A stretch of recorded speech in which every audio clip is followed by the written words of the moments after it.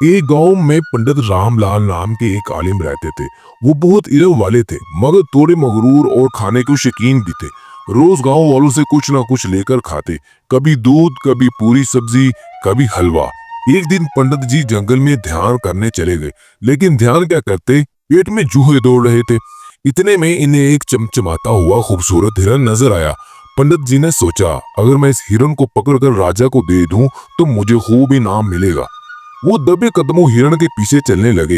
हिरण समझ गया कि पंडित जी का इरादा ठीक नहीं है, तो इसने एक तरकीब सोची। हिरण ने मुड़कर कहा, पंडित जी, आप मुझे क्यों पकड़ना चाहते हैं?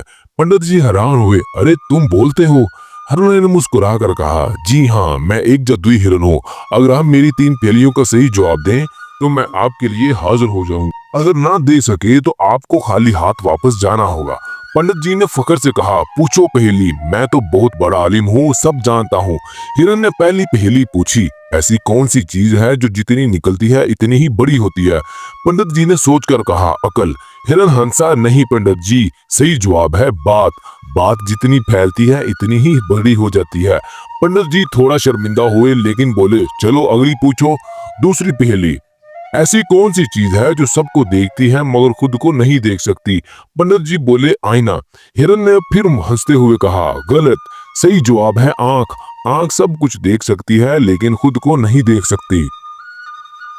अब पंडित जी के माथे पर पसीना आ गया। हिरन ने तीसरी और आखिरी पहेली पूछी, ऐसी कौन सी चीज है जो बांटी जाए तो बढ़ती है और ना बांटी जाए तो मर जाती है? पंडित जी ने काफी सोचा, फिर बोले, दौलत।